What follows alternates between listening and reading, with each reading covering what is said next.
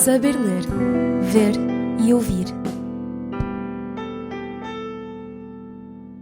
A fotografia é de 1980. Os estúdios são da RTP. O que mais ressalta da imagem é a falta de contacto visual entre os 4 homens que estão sentados à espera que o programa comece. Com um ar divertido, Sá Carneiro abre uma mala que tem pousada sobre as pernas e prepara-se para de lá tirar uns papéis. A mala assume-se, aliás, como o centro da atenção. É para ela que olham de soslaio Freitas do Amaral, sentado à direita de Sá Carneiro, e Mário Soares, sentado à esquerda. Na ponta direita da fotografia, Álvaro Cunhal é o único a olhar em frente, aliando-se conscientemente da atenção dada à mala e fechando um pouco os lábios num trejeito semi-trocista. É esta fotografia que dá o mote à conversa de hoje de saber ler, ver e ouvir. O nosso convidado é Carlos Magno e é a partir desta fotografia que está a preparar o livro 4 personagens à procura de um país, a ser publicado pela editora Almedina. Carlos Magno é jornalista e analista político. Na Universidade do Porto cursou Filologia Germânica e fez várias cadeiras dos cursos de Românicas, de História e de Filosofia. E passou ainda pela Faculdade de Direito da Universidade de Coimbra, mas foi na Escola Superior de Jornalismo do Porto que acabou por se licenciar, dando expressão ao interesse que vinha já desde os primeiros anos da universidade, quando ajudou a refundar a Rádio Universidade. O jornalismo foi sempre a sua carreira e grande paixão.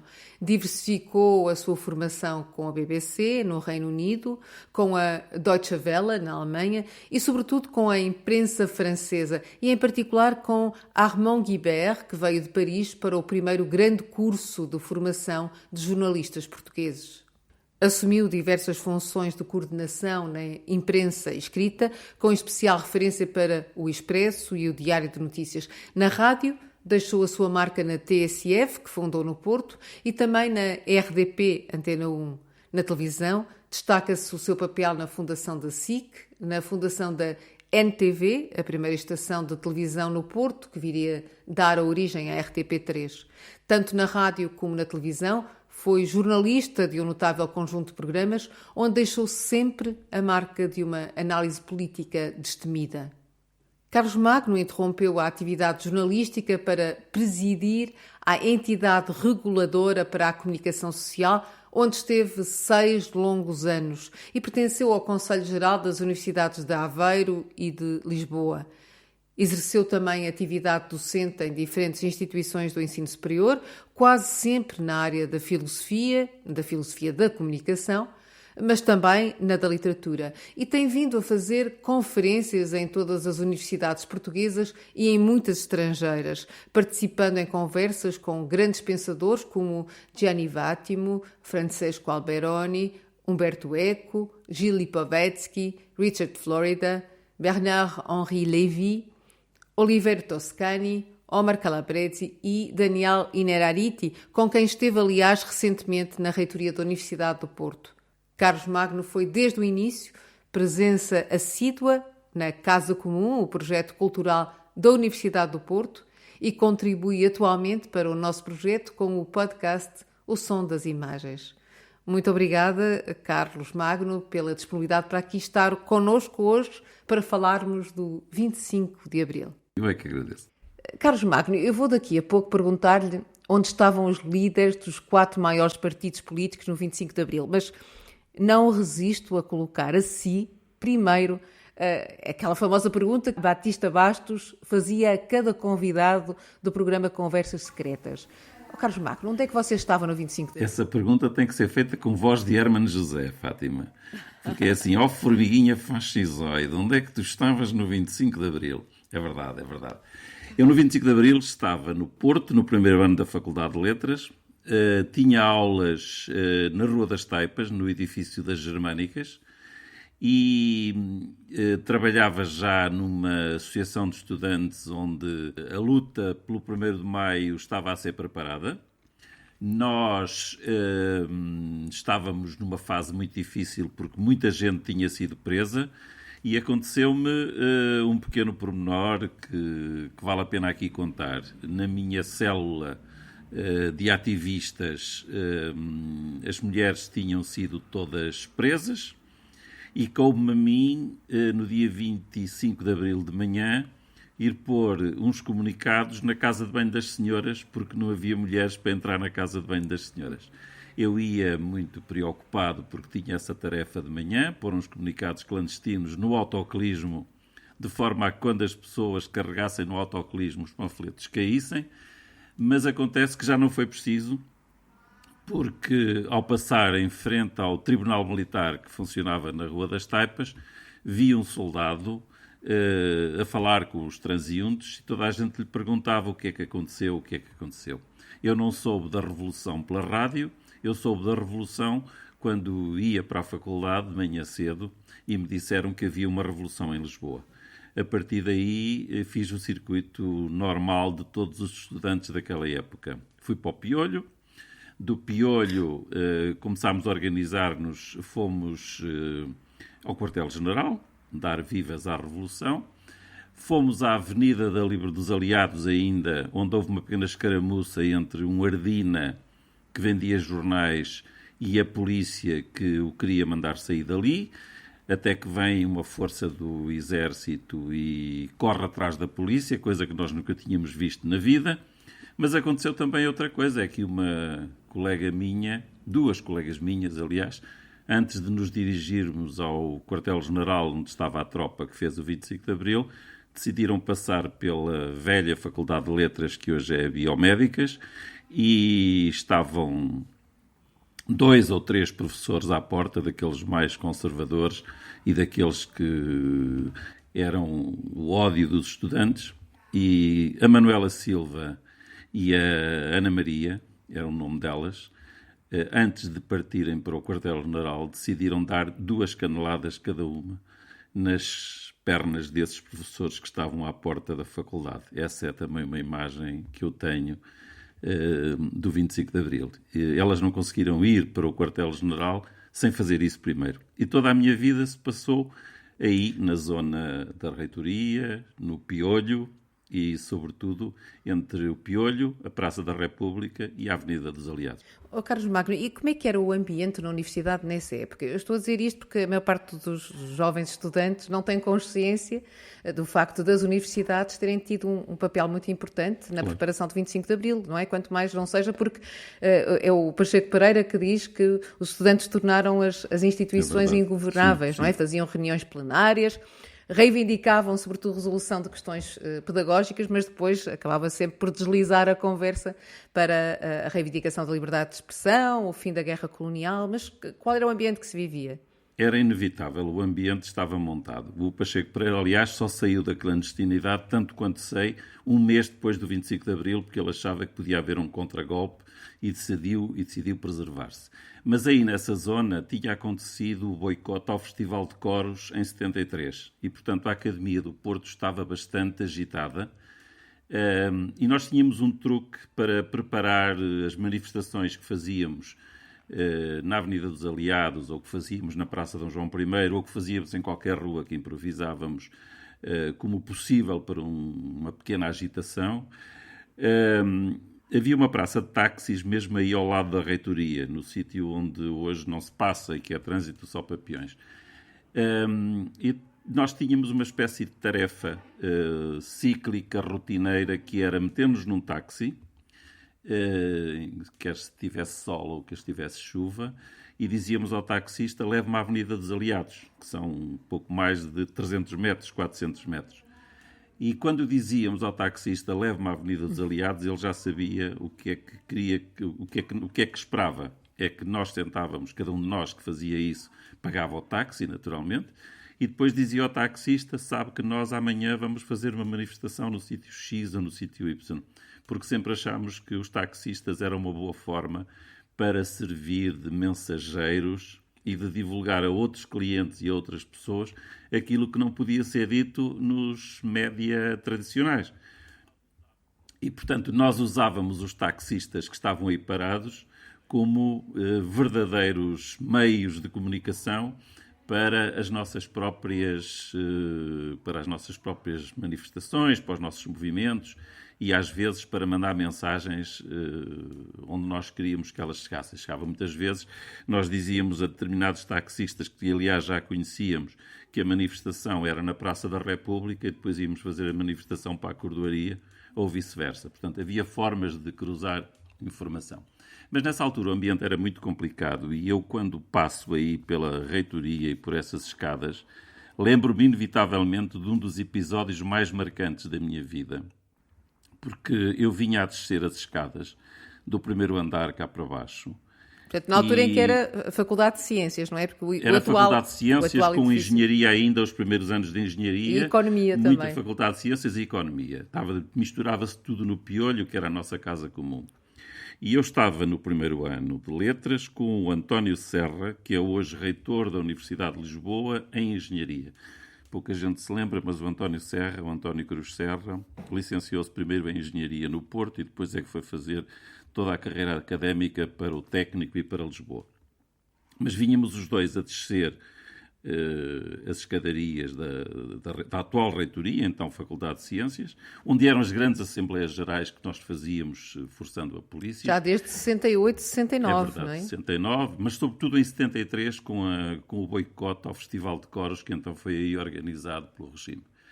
Mas eu vinha com o Serra a descer as escadas e nós costumávamos provocar os PIDs ou os gorilas, como nós chamávamos, que estavam aí estacionados dentro da reitoria. Havia um nas portas do primeiro andar e depois havia outro no meio da escada, quase que inevitavelmente para vigiar todos os movimentos.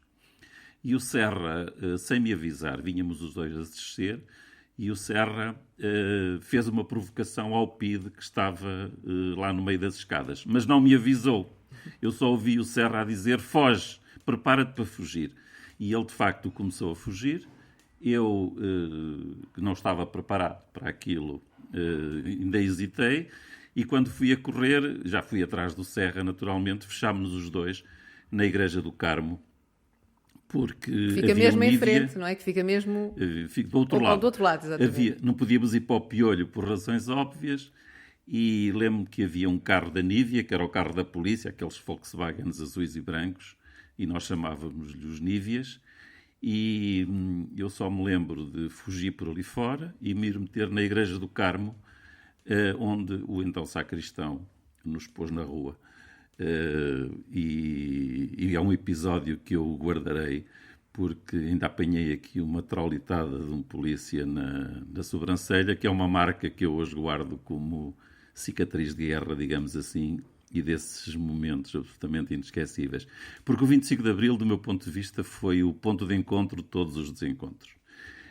Naquele dia juntámos-nos todos no piolho e a primeira pessoa que falou em voz alta foi uma das irmãs Medina, elas eram várias, tia do atual presidente da Câmara de Lisboa, do Fernando Medina, que chegou ao piolho, bateu as palmas ou pegou na bandeja de metal do empregado, o Sr. Pereira, que não era propriamente um homem que gostasse da nossa revolução, mas bateu com a bandeja no chão e fez um barulho que calou toda a gente, e ela começou por dizer que estamos a viver um dia histórico, porque hoje o regime vai cair, o país vai mudar e vamos ser todos muito felizes. Naquela altura, o piolho era a nossa casa comum, imagine o que é que a expressão não significava na altura. Claro. E eu, quando saía do Porto e regressava ao Porto antes de ir a casa, ia primeiro ao piolho, porque nós usávamos aquele telefone, não havia telemóveis. Eu ainda sei de cor o número de telefone do piolho, do balcão do piolho, que é o 23749. Extraordinário. Agora deve ter mais uns números. Mas nós telefonávamos para o piolho para perguntar pelos amigos e para deixar mensagens. O café tinha um altifalante pequenino e chamavam o nome das pessoas em voz alta. Agora imaginem quando alguém telefonava para o piolho e mandava chamar o Sr. Stalin ou o Sr. Karl Marx, ou então um dia em que foi uma grande confusão porque alguém mandou chamar o Dr. Álvaro Cunhal ao telefone.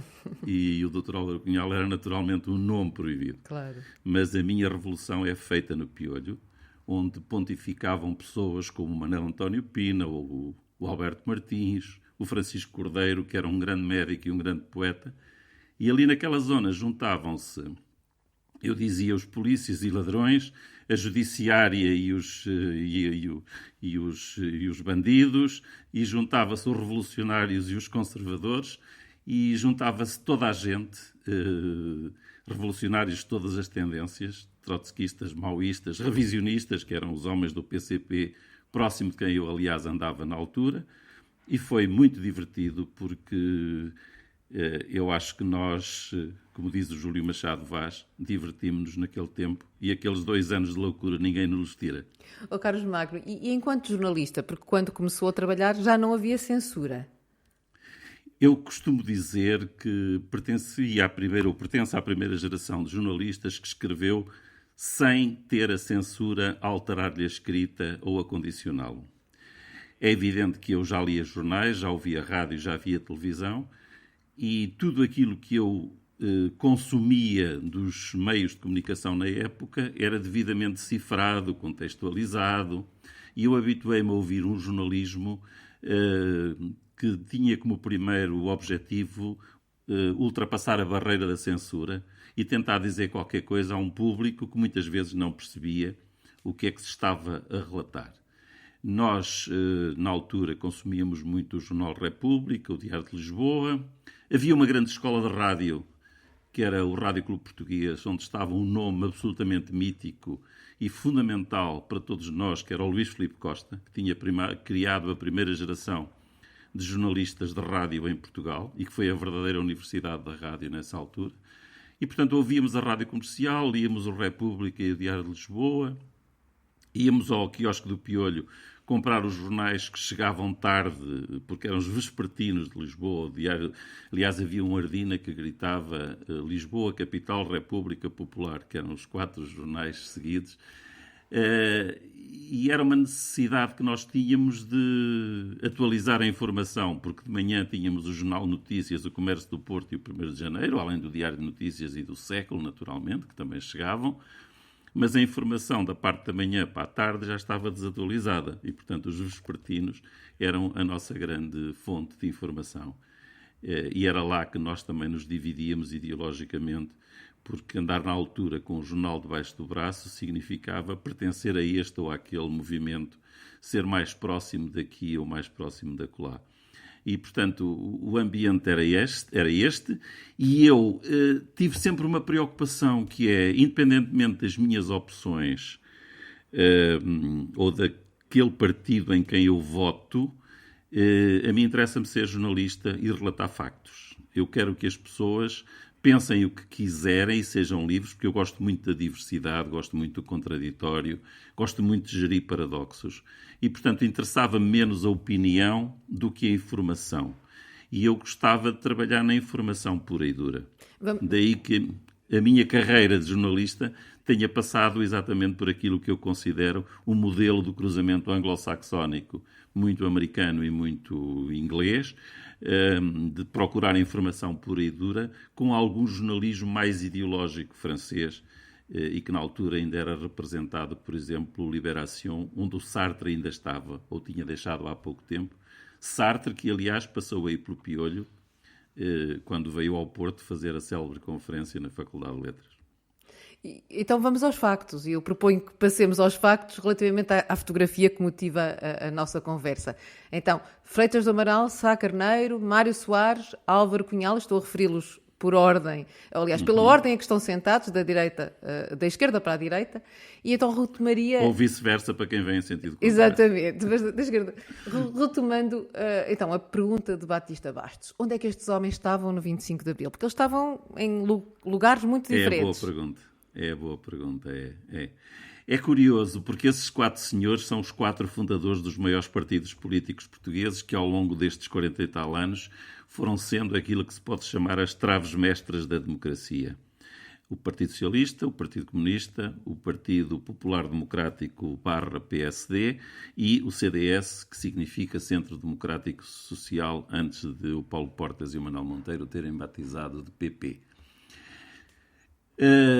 É muito curioso porque esses senhores já eram velhos quando veio o 25 de Abril. Nós hoje começamos na política bastante mais cedo. Hoje já não se começa na política porque os jovens estão longe disso. Mas na altura, uma pessoa que começasse na política aos 40 anos era novo, porque o regime não permitia que se começasse antes e porque o regime não permitia atividades políticas.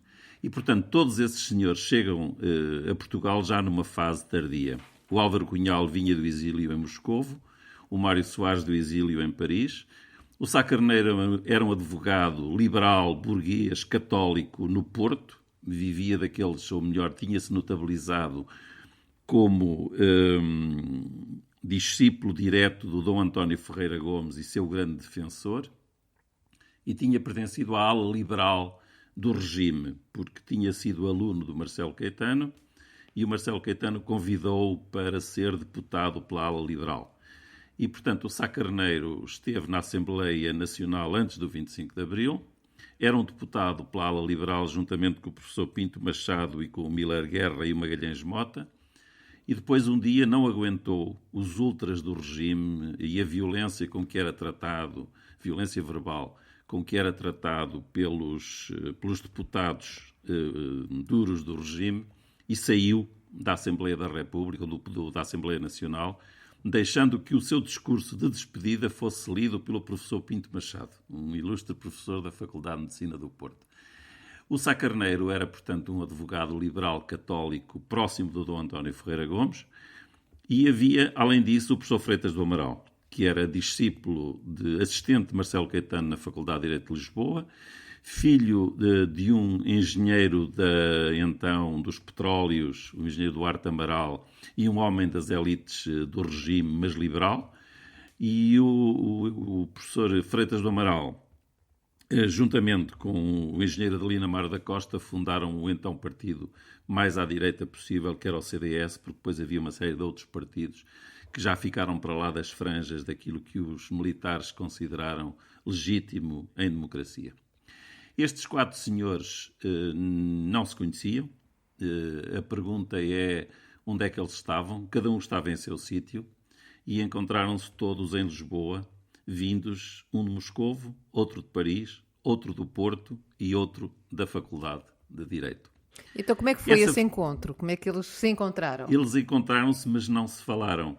É muito curioso, porque naquela altura o Dr. Álvaro Cunhal e o Dr. Sá Carneiro não se falavam, nem era suposto que se falassem. O Dr. Álvaro Cunhal e o professor Freitas do Amaral julgo que dificilmente cruzariam um olhar e muito menos cúmplice.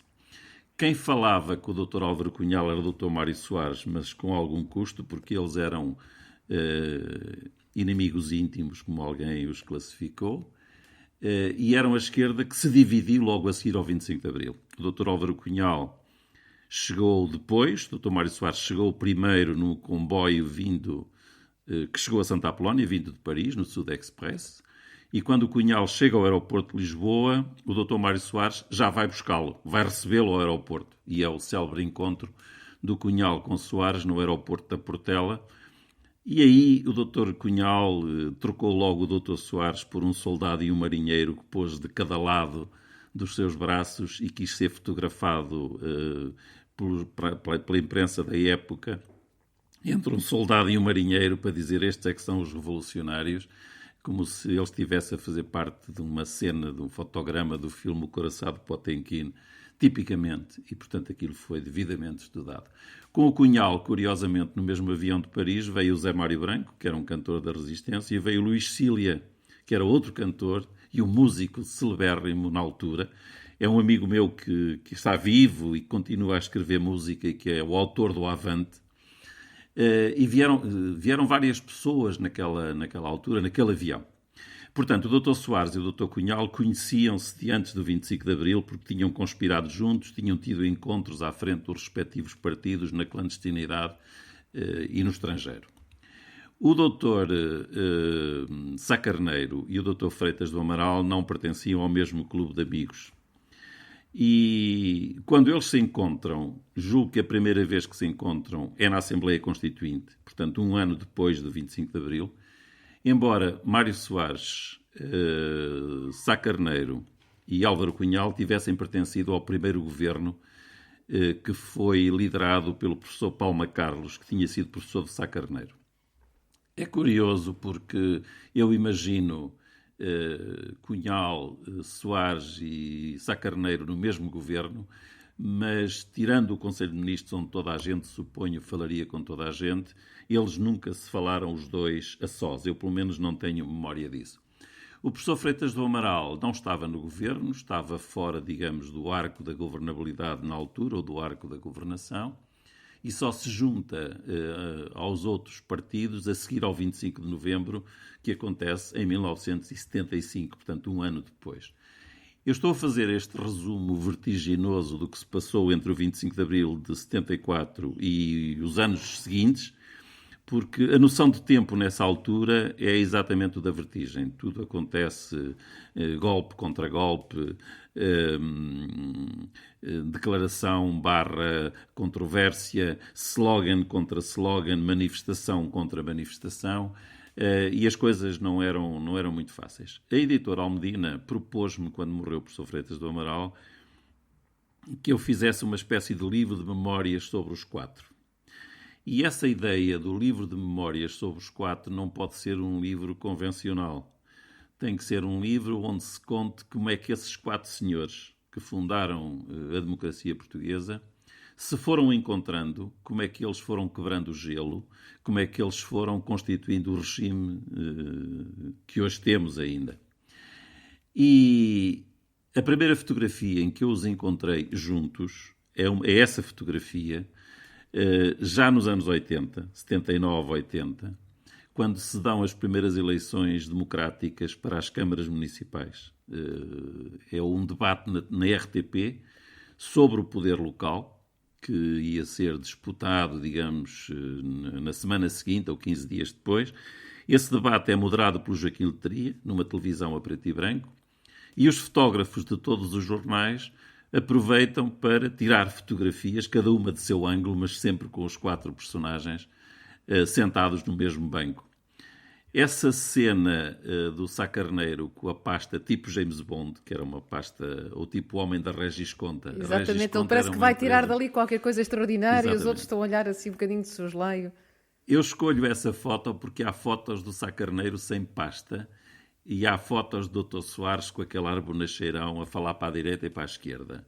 O Cunhal sempre a olhar em frente e o Freitas do Amaral um bocadinho metido em si próprio e mais distante, digamos assim. Mas por esta altura já ele falava, portanto, o Freitas do Amaral e Sá Carneiro já estavam, pelo menos em conversações, para a formação da Aliança Democrática, não é? É verdade. Com o Gonçalo Ribeiro Teles já, com o não Gonçalo é? Ribeiro Teles, o António Barreto, o Vítor Cunha Rego e o Medeiros Ferreira, uma série de pessoas que vinham da esquerda e eram independentes e decidiram associar-se também.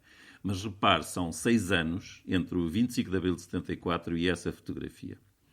A pergunta é, então, e esta fotografia tem um valor histórico porquê? Porque foram precisos 6 anos para os líderes dos 4 partidos nascidos ou melhor, os outros, o PS e o PSD tinham nascido antes, mas o PSD e o CDS foram fundados logo a seguir ao 25 de abril de 74, portanto em maio, junho de 74, ou julho, não me lembro bem, mas o encontro dos 4 dá-se só 6 anos depois, na RTP, na televisão única. E eu vou tentar, no livro que estou a escrever, perceber como é que eram as relações entre estes 4 senhores, entre estes 4 personagens que andavam à procura de um país. Como é que eles falavam com os militares que tinham dado o golpe de Estado? Quem é que servia de go-between, ou se quiserem, de intermediário nas suas lutas, que muitas vezes eram acesas, porque havia bombas, manifestações relativamente violentas, despiques acalorados, e naquela época estávamos todos a aprender a democracia, e não foi fácil. Quem é que falava com quem? E depois eu vou descobrir aí personagens como Marcelo Rebelo de Sousa, inevitavelmente, que estava no Expresso e conhecia toda aquilo que podemos chamar a intriga política por dentro, porque era afilhado de Marcelo Caetano, era diretor adjunto do Expresso, escrevia uma coluna semanal na página 2 e era ao mesmo tempo fundador do PSD, tinha sido eleito para a Assembleia Constituinte, chegou a andar fugido nos telhados quando a esquerda revolucionária o tentou encontrar para lhe dar uma sova. Enfim, mas havia, da parte do CDS, havia o engenheiro de Linamar da Costa, que era um homem divertidíssimo, hiperativo, inteligentíssimo. Da parte do PS, o Dr. Soares falava com toda a gente, mas é óbvio que havia aí uma figura central nesse processo todo, porque pertencia aos movimentos católicos, que era o engenheiro Guterres, e que pertencia à chamada ala católica do PS e que se dava com toda a direita, mas que era abençoado, digamos assim, pelo número 2 do PS, Salgado Zenha. E, portanto, estamos numa fase em que o Dr. Cunhal apanhava pancada de toda a gente, no PS não gostavam dele, a extrema-esquerda odiava o Dr. Cunhal, a extrema-esquerda fez uma verdadeira guerra ao Dr. Cunhal, trotskistas, maoístas de toda a espécie, odiava o Dr. Cunhal, a direita e a extrema-direita odiavam-o, e, portanto, o Dr. Cunhal é, de facto, a grande figura sobre a qual não há consenso e toda a gente tem uma posição sobre o Dr. Cunhal nessa altura. E ele era um homem adorado pelas mulheres, segundo dizem, um grande conquistador, e depois era um intelectual, porque além de ser líder do Partido Comunista, ele desenhava, ele pintava, ele traduzia Shakespeare. Ele traduziu Shakespeare na prisão. Na prisão, e muitas vezes penso, traduzia o Rei Lear. Com que dicionários, como é que é possível na altura sim, ter feito sim. isso? Ele contou isso na altura. Aliás, eu tive uma conversa com o Dr. Cunhal sobre essa atividade e sobre o Rei Lear, mas o Dr. Cunhal não era propriamente... Eu acho que ele tinha um grande desprezo, mesmo intelectual, por quem tinha sido o seu partido e depois não tinha perdido a fé ou não tinha acompanhado. E, portanto, eu também levei o epíteto de folha seca, que era a expressão com que no PCP se chamava ou se usava para designar as pessoas que tinham andado próximas do PCP e que depois se afastavam. Mas folhas secas era o que havia mais nessa altura já em Portugal. Estamos a falar dos anos 80, naturalmente, porque a Revolução durou, de facto, entre o 74 e o 75. E, portanto, essa fotografia é o pretexto para o livro e é através dessa fotografia que eu tento perceber como é que estes 4 homens que se guerreavam, sem aspas, entre si, nas televisões, nos jornais, na rua, nos slogans, nas eleições, e como é que esses 4 senhores foram dirigindo aquilo a que eu posso chamar hoje as suas próprias tribos e como é que foi possível o diálogo, quem é que o fazia.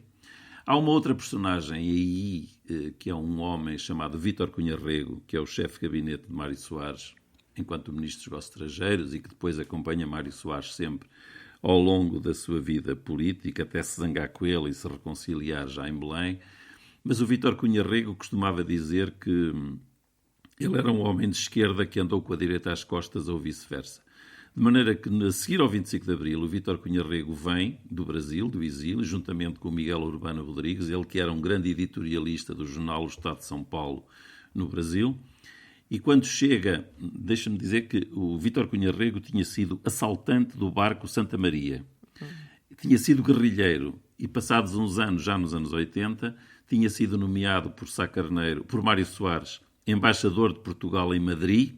E em Madrid, o Vítor Cunha Rego sugeriu que o Sá Carneiro e o Freitas do Amaral fundassem a Aliança Democrática à semelhança da UCD espanhola. Portanto, as voltas que isto dá e como estes personagens são fundamentais. Eu convivi de perto com o Vítor Cunha Rego, que era de facto um homem de bastidores e que teve sobre a Revolução Portuguesa, conheceu os maiores protagonistas e os maiores segredos da Revolução Portuguesa. E há coisas que ainda hoje eu terei dificuldade em divulgar ou em publicar, porque o Vítor Cunha Rego conhecia mesmo a vida íntima dos políticos no sentido mais literal do termo. Poderei contar algumas no livro e acho que vou contar porque são histórias que, como eu costumo dizer, não mancham a honradez da toponímia, mas são histórias muito divertidas. E o Vítor Cunha Rego fazia de go-between entre estas pessoas todas. Importante também foi uma pessoa que depois criou a Festa do Avante e que era o chefe de redação do jornal Avante, chamado Rúben de Carvalho, um musicólogo, um intelectual de primeira linha, um homem que conhecia o marxismo-leninismo a fundo e que tinha amigos em todo o lado, desde a direita tradicional, ele era muito amigo de Marcelo Rebelo de Sousa, até à extrema-esquerda com quem ele tinha andado à pancada na universidade. E, portanto, estamos a falar de um tempo em que as coisas não eram tão definidas como são hoje, e quando 4 líderes se juntam pela primeira vez na televisão, já todas as revoluções e contra-revoluções passaram e nós estamos na maturidade da nossa democracia, anos 80, com Ramalhianes a presidir ao país, outra grande figura, e com os militares a regressar aos quartéis. Uns anos depois morreria Sá Carneiro, que foi o primeiro desses 4 líderes a morrer. Depois morreu o Dr. Álvaro Cunhal, já nos anos 90, ou nos anos 2000, já nos anos 2000. E depois morreu o Dr. Mário Soares e, finalmente, o professor Freitas do Amaral, que nos deixou o ano passado. Eu acompanhei campanhas eleitorais com todos eles. Estive de perto com o Dr. Sá Carneiro, conheci-o bem aqui na Rua da Picaria, no Porto, e ainda cheguei a almoçar com ele enquanto Primeiro-Ministro no velho Bull da Rua de Dili, ali na Foz. Conheci bem Freitas do Amaral, também fiz uma campanha eleitoral com ele. Conheci muito bem Mário Soares, de quem fui amigo até, e com quem tenho histórias também absolutamente fabulosas. E conheci Álvaro Cunhal, naturalmente, com quem tenho fotografias, e que era provavelmente o maior intelectual português da sua época, mas um homem de uma enorme rigidez, sem qualquer flexibilidade, mas inteligentíssimo,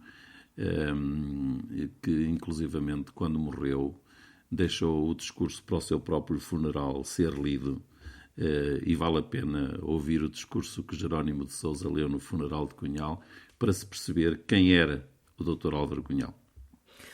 Carlos Magno, e há uma outra fotografia que me enviou e que vai ser publicada juntamente com este podcast para as pessoas poderem perceber de que é que estamos a falar, que é um bocadinho mais tardia, não é? Que retrata uma nova reunião, uma reunião dos 4 líderes dos maiores partidos políticos da época, não é?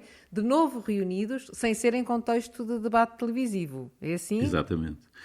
Graças ao presidente Jorge Sampaio, que conseguiu juntá-los a todos no Palácio de Belém, já em 98, salvo erro, a pretexto da Expo 98 e de uma série de coisas que tinham acontecido no país, mas sei que o pedido foi feito pelo Diário de Notícias. Eu estava na direção do Diário de Notícias na altura, o diretor era o Mário Betancourt Rezendes, eu era diretor adjunto, e lembro perfeitamente que na altura nós sugerimos ao presidente Sampaio que juntassem em Belém os 4 líderes dos maiores partidos políticos portugueses. Já não aparece Cunhal, Soares, Freitas e Sá Carneiro, mas aparece Marcelo Rebelo de Sousa, líder do PSD, António Guterres, primeiro-ministro e líder do PS, Manuel Monteiro, líder do CDS, PP, e Carlos Carvalhas, líder do PCP. E entre a primeira fotografia no estúdio da RTP, no Lumiar, e esta segunda fotografia vão muitos anos, salvo erro 18 anos, é muito tempo. As fotografias marcam 2 grandes momentos da vida política portuguesa. A primeira, a normalização democrática, e a segunda, já a maioridade da democracia, com o país a festejar a Expo, a festejar o Nobel de Saramago, já à direita e à esquerda, sem grandes divisões. Mas na altura em que foi feita essa segunda fotografia em Belém,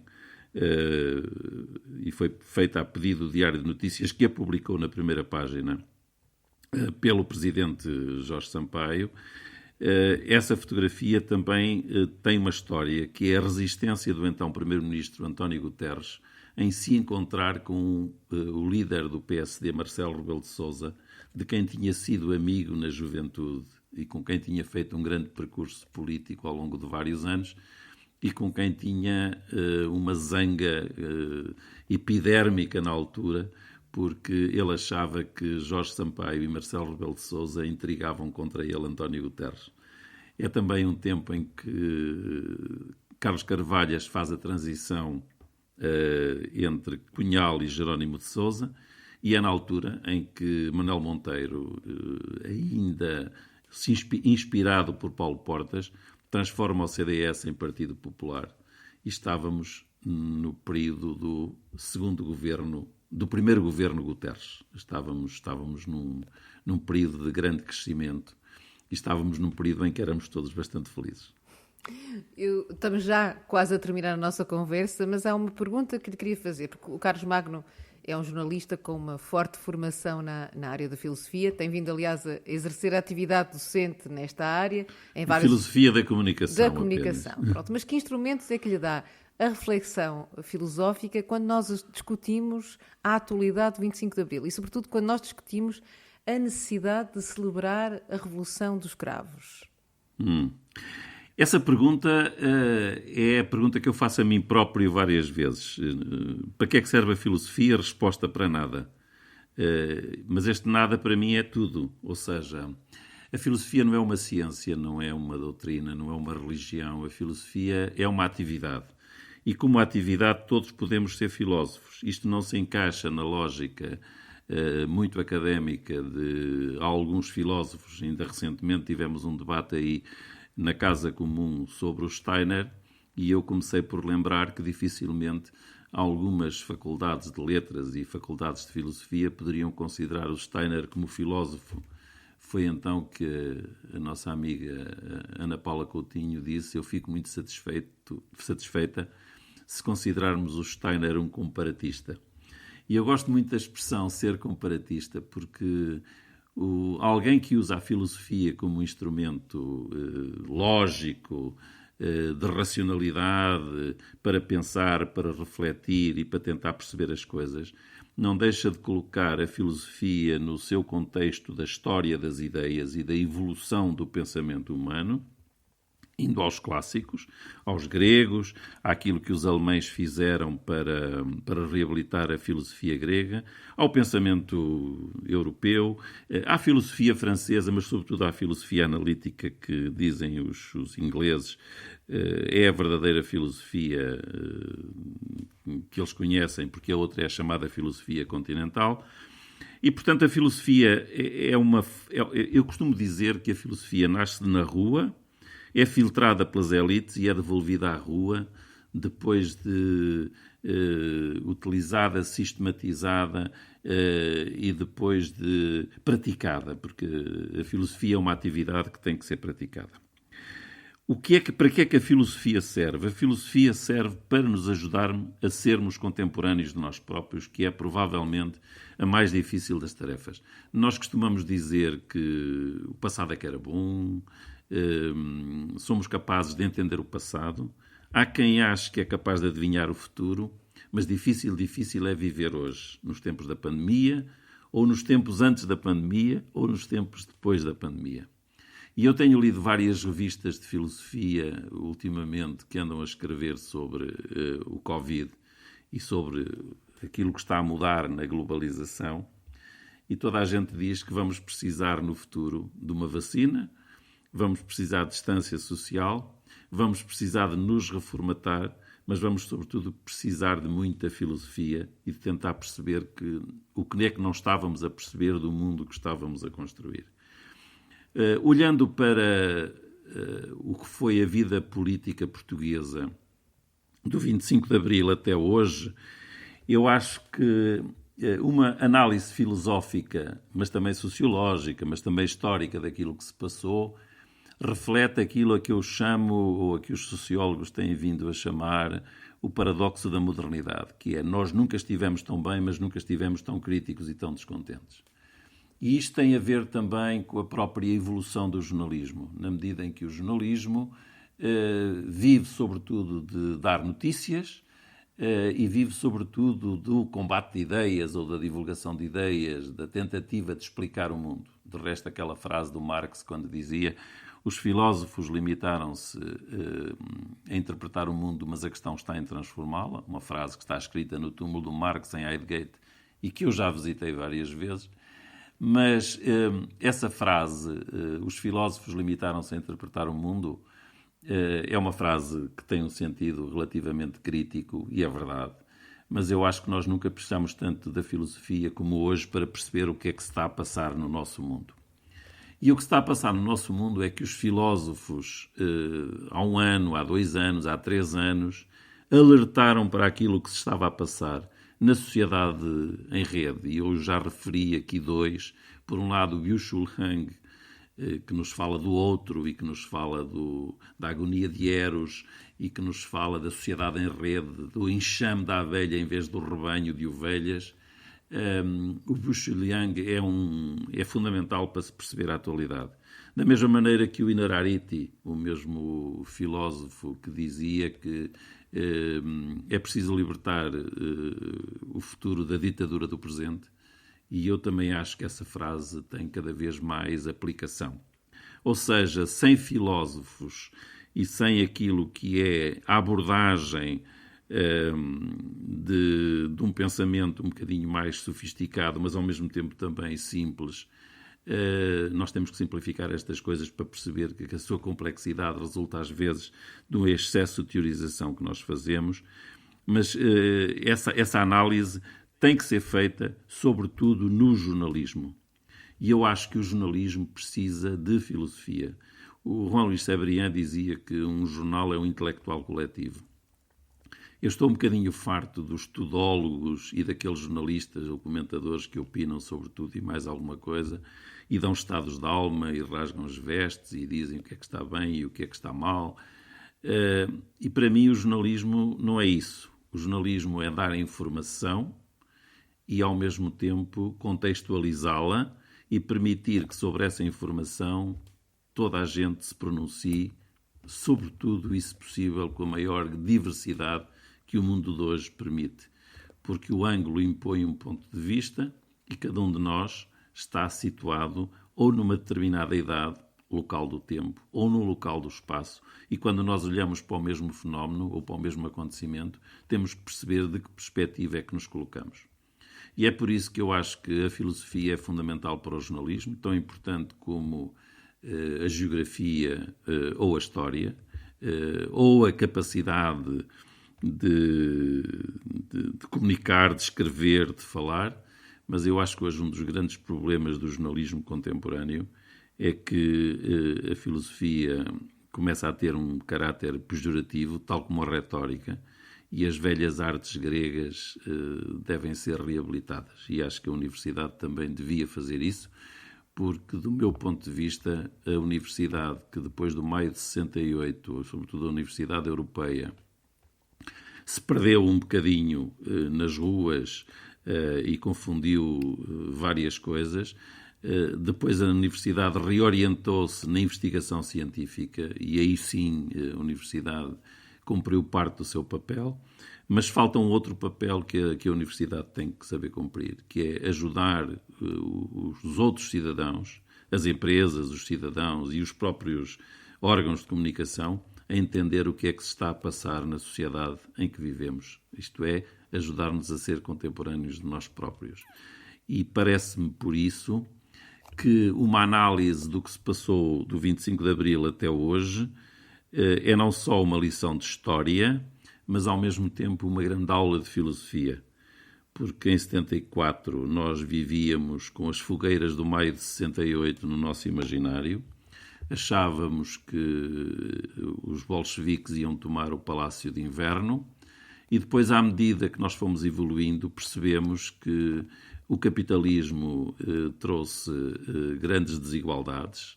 Eu leio muito hoje o Piketty, que é o chamado novo Marx, e que está a analisar a sociedade portuguesa e que é a sociedade global, sobretudo a sociedade francesa e a sociedade europeia, e que coloca o problema da distribuição da riqueza.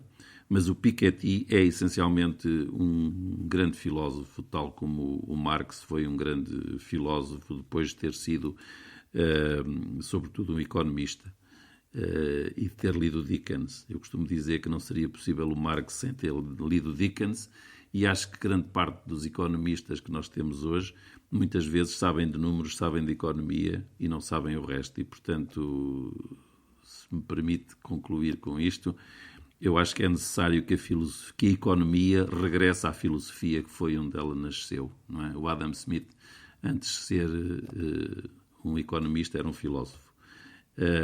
E a filosofia é fundamental para perceber aquilo que se passou do 25 de Abril até hoje. Sendo que, se no 25 de Abril nós tínhamos determinados modelos na cabeça e achávamos que o Mao Tse-tung é que tinha feito a grande revolução na China e que ia salvar o mundo, se achávamos que o Fidel Castro e o Che Guevara eram os grandes mitos da nossa sociedade, se achávamos que a União Soviética ia ser a pátria e o país onde as ideias nasciam, nós percebemos que tudo isso se transformou em modelos bastante gastos e que todos os dias há novas realidades a surpreender-nos. Por isso é que eu acho que a filosofia continua a ser fundamental para um jornalista que tem que perguntar sempre as mesmas coisas. Quem, o quê, onde, porquê e como. E estas são as perguntas. E que, no fundo, é aquilo que o Carlos Magno está a fazer nos podcasts que está a fazer para a Casa Comum, não é? O som das imagens, onde reflete sobre os desafios que são agora colocados pela Covid, mas que, na verdade, nos impele a pensar sobre o nosso futuro. Como é que vamos construir o nosso futuro, que é também esse o grande desafio que é colocado aos filósofos. Essa viagem pelas primeiras páginas dos jornais e pelas capas das revistas é uma viagem fundamental para que fique o registro da maneira como nós fomos acompanhando esta crise. Porque daqui a uns tempos ninguém se vai lembrar daquilo que nos aconteceu e daquilo que estávamos a escrever por estes tempos e aquilo que era, no fundo, aquilo a que se chamam os aparelhos ideológicos da globalização a funcionar. Muito obrigada, Carlos Magno, por esta leitura ampliada da fotografia do primeiro debate televisivo que em 1980 juntou os líderes dos 4 principais partidos portugueses. Na verdade, nós partimos desta fotografia, mas fomos muito mais longe. Falamos dos caminhos que prepararam o 25 de Abril, falamos dos caminhos que depois da Revolução foram sendo tentados.